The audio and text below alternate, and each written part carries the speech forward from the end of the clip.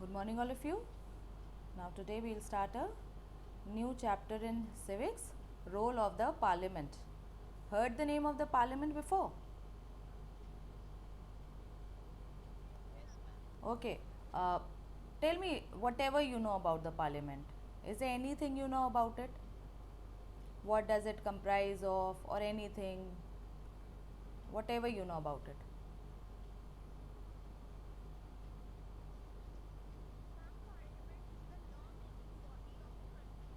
All right. And the parliament is said to be the highest law making body of the country because it is at the center, the union level. All right. So the parliament is said to be the highest law making body of a country. Anything else about the parliament? What does it comprise of?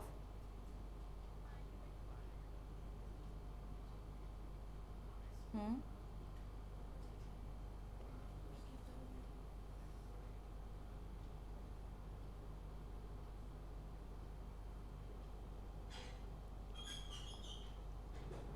Okay. All right. So parliament, it consists of two houses, the Lok Sabha and the Rajya Sabha, and the president is also a constituent member of the parliament. Okay. Now we'll study about it in detail. Now, India, it got its independence on 15th August 1947, and our independence we got after a long struggle against the British rule. And in this freedom struggle, people from all classes, all sections of society, whether rich or poor, belonging to all the regions and religions, they came together and fought for the independence of the country.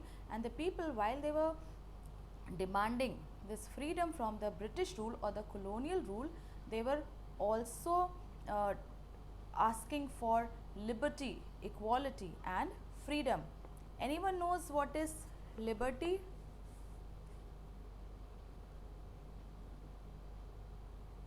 Yes, class. Liberty. Liberty.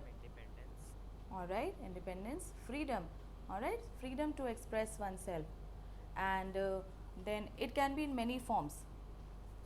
Then equality means everyone should be treated equally. Now, if under the caste system, were the people treated equally? All right. So people were not treated equally, and the people of the lower caste, they were even ill treated by the people of the upper caste. So while they were fighting for this independence for the country, for the nation, they were also striving to get liberty, equality, and fraternity. Now, fraternity is brotherhood among the people living together. Now, the Indian National Congress was the main party that led this freedom struggle, and it united everyone, and they took all the decisions uh, on the basis of majority of opinion, means whatever the majority of the people wanted, they did that without showing any partiality to any particular religion or caste or color or people.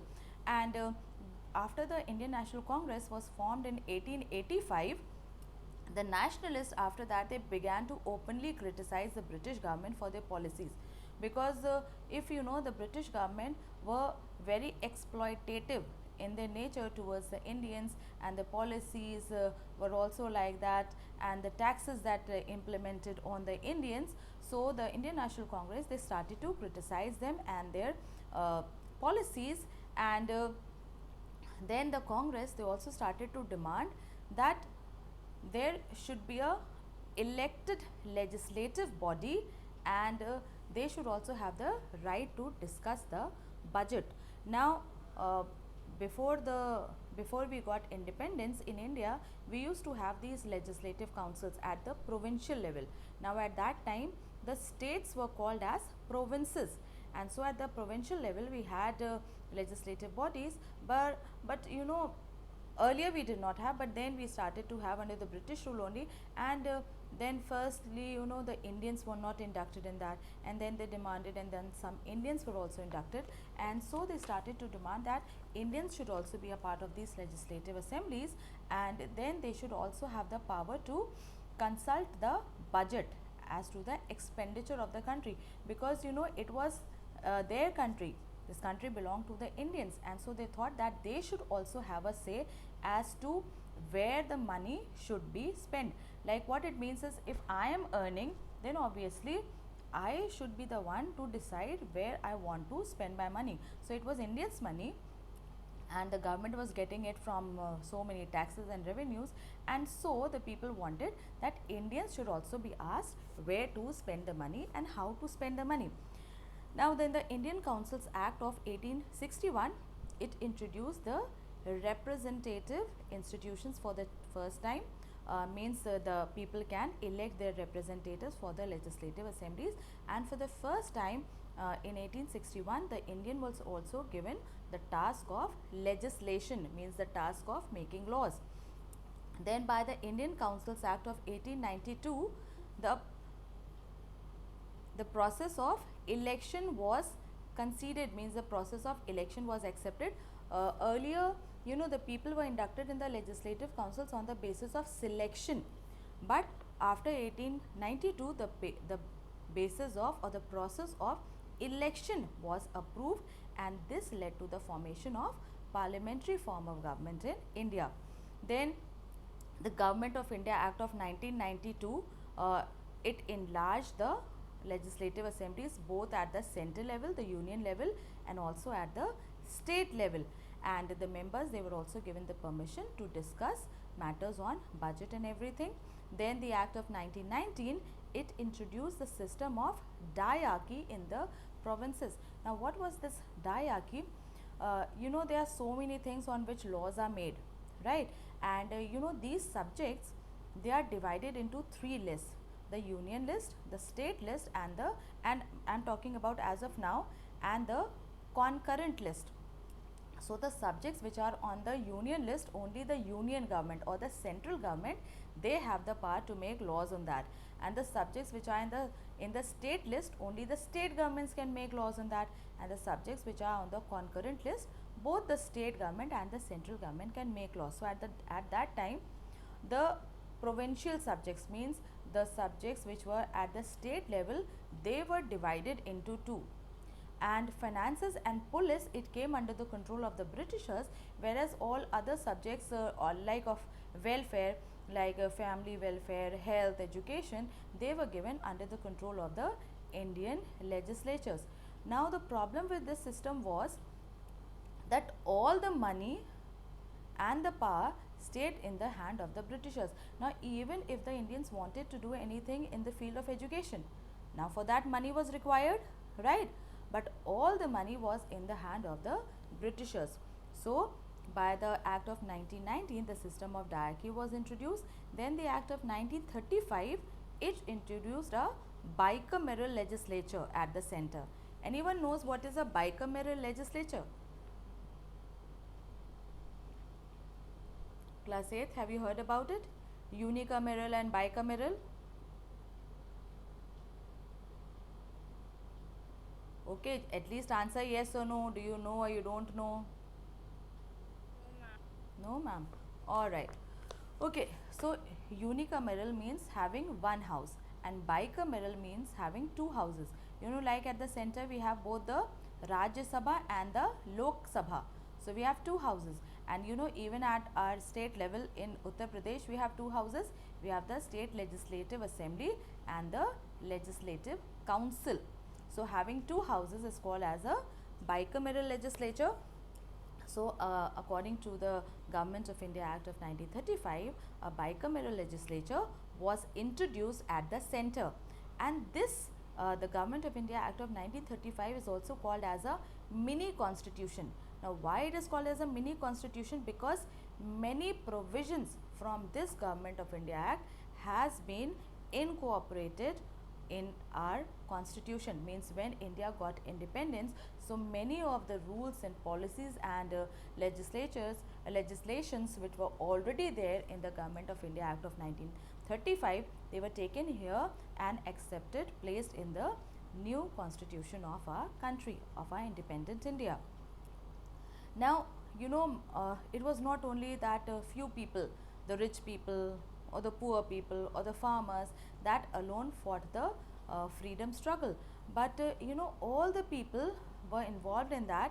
And so the nationalists, means those the leaders who were fighting for independence, they thought that the people, means the common people, they also should have a say in the decision making of the country, and they thought that the citizens should be given power and opportunity in independent India. And the government, if it is formed like that, then it will be sensitive to the needs of the people, to their aspirations, to their demands. And they thought that this won't be possible till the time the people were given power to elect their representatives. And therefore, when the Constitution of India was laid down, it gave universal adult franchise. Now, what is universal adult franchise? Anyone knows what is universal adult franchise? Right to Yes, vote. ma'am. Ma'am, right to vote above 18 years. All right.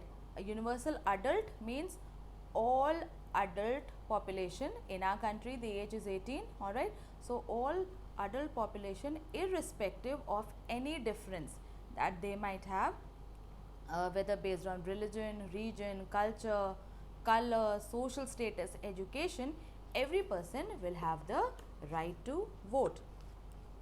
But now the problem is, like I said, universal adult franchise. That means all adult population. Now, earlier in India, under the British, this voting rights were not given to all people.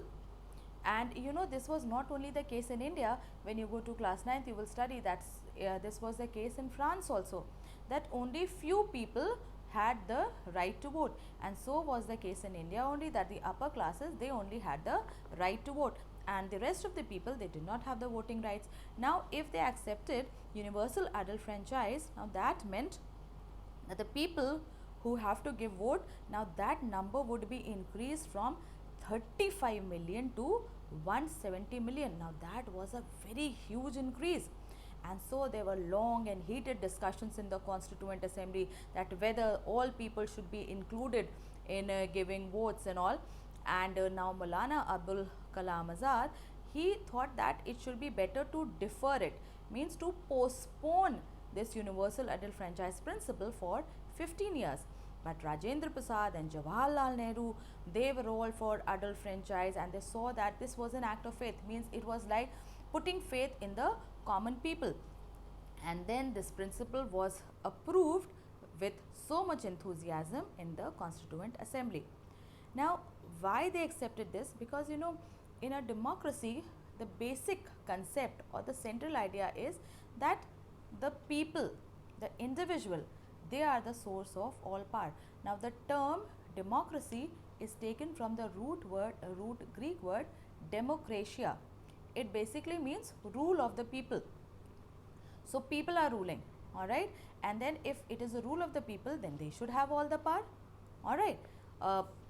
Most of the time the students, whenever we ask what is a democracy, so they cite one definition of democracy given by Abraham Lincoln. Do you know what is democracy and what is that definition? Class 8th, anyone here? You know what is democracy?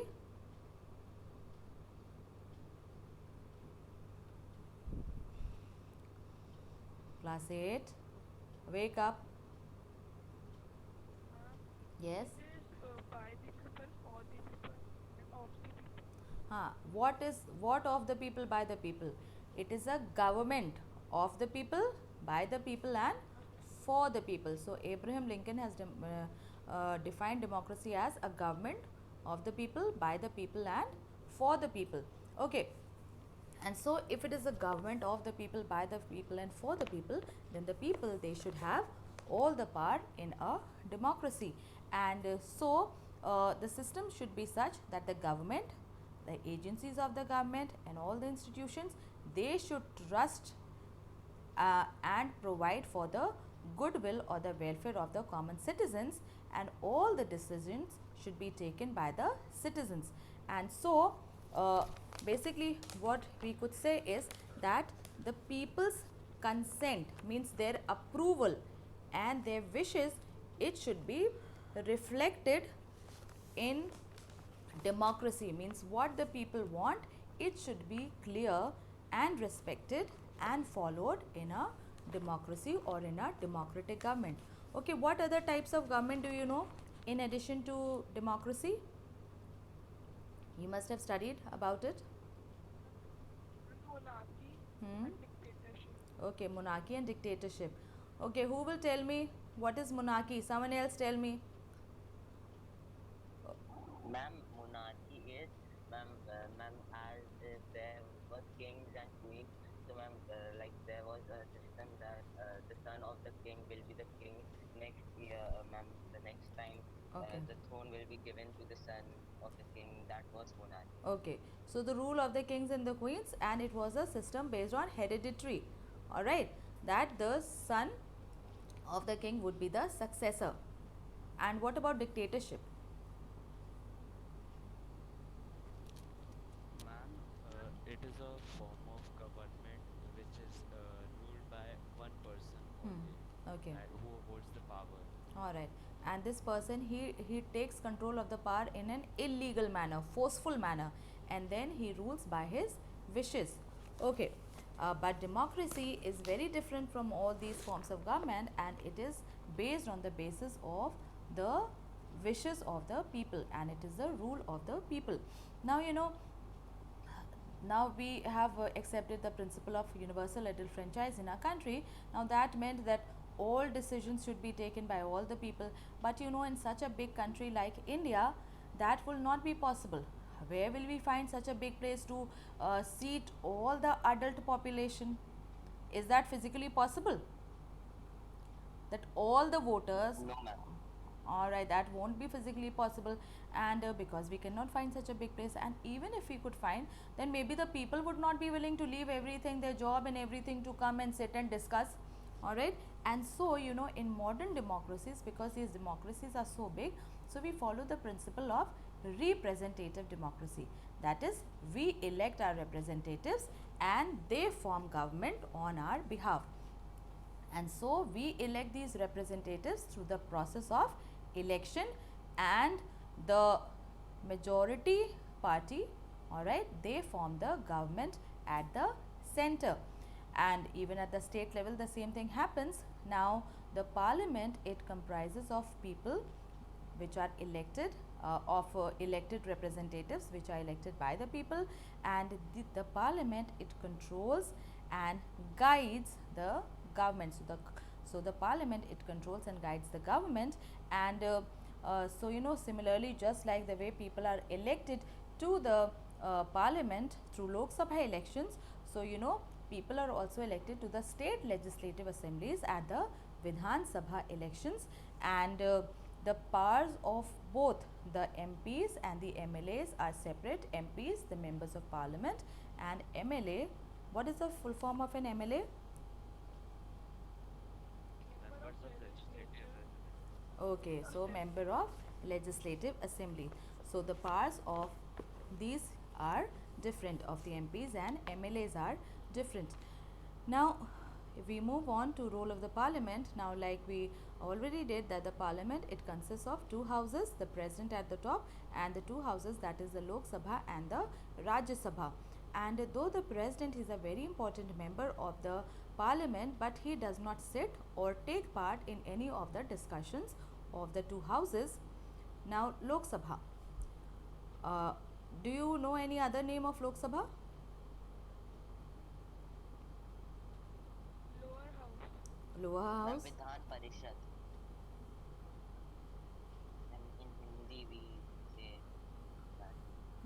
No, we are not talking about Hindi right now. Lower house, and one more thing we call it in English. It is called as the House of the People.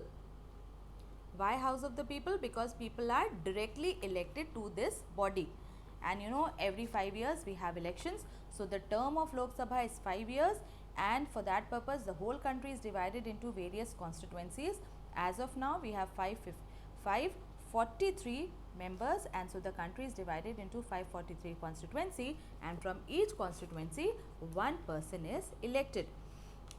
Then the people who contest elections or take part in elections, you know, they belong to so many different political parties, and the president, he also has the power to appoint two people from the Anglo-Indian community. Now if he sees that through elections the Anglo-Indian community is not represented well in the parliament, so he can nominate two people to the parliament, to the Lok Sabha from the Anglo-Indian community, and the Lok Sabha has 545 members. The total strength cannot exceed 550, but you know, as of now we have 543 members in the Lok Sabha. Then if we come to the Rajya Sabha, it consists of 245 members, and I think you have already studied about this, that 12 members are nominated by the president to the Rajya Sabha, and these members can belong to any field like sports or education, economics, all right, literature, plus people who have qualified themselves in some way or distinguished themselves from the others in some way. So the president, he can nominate those people. Now the Rajya Sabha is said to be a permanent body, whereas the Lok Sabha is said to be a temporary body. Term of Lok Sabha is 5 years, but the term of Rajya Sabha is how many years? Anyone knows what is the term of Rajya Sabha? 6 years. So the term of Rajya Sabha is 6 years. Now why Lok Sabha is said to be the temporary house and the Rajya Sabha permanent house? Any idea, anyone? It is only of 5 years. But the Rajya Sabha is also of 6 years, na? Just 1 year more. But why it is called as the permanent house, Rajya Sabha? Okay, now you know what happens. Lok Sabha, after every 5 years, the whole Lok Sabha dissolves and elections are held for a new government. But in Rajya Sabha, every 2 years, only 1/3 of its member retire. That means 2/3 are always there in office. Okay, so Rajya Sabha is never completely dissolved, and fresh elections are held every 2 years for 1/3 of the members. So every 2 years 1/3 of the members will retire and the rest remain in house, and fresh elections are held for that 1/3 members. And that is why, because it is never completely dissolved, never completely empty, and that is why it is called as the permanent house of the parliament. Now which house is more powerful? What do you think? The Lok Sabha or the Rajya Sabha? Rajya Sabha. Anyone else? Rajya Sabha. Okay, Rajya Sabha is also known as, first tell me, then I'll tell you which house is more powerful. Council of States. Council of States. All right. Because you know, for Lok Sabha we have straight elections, but for Rajya Sabha, people of the different state legislative assemblies, they elect the people and send it to the Rajya Sabha, and that is why it is called as a Council of States, because people from the different states are represented in the Rajya Sabha. But you know, though the Rajya Sabha is called as the upper house of the parliament, but still Lok Sabha is the most powerful house of the parliament. You know why? First, because of its members. Now if you know, bills are passed in parliament, bills are basically rough draft for making a new law or making any changes in the old law. So you know, whenever a bill is passed in the parliament, it has to be passed by both houses of the parliament, and you know, sometimes there is a conflict that it is not passed. So in those conditions, what happens, the president, he calls for a meeting, a joint session, means where both the houses people are present, and in that case what may happen, that whatever the Lok Sabha wants, it is more likely to be passed. Why? Because it has more numbers as compared to the Rajya Sabha. It is 543 as compared to 245. So on the basis of their number also, they are more powerful. Then you know, Lok Sabha is directly elected by the people, and so they are directly answerable to the people. hence they have more power.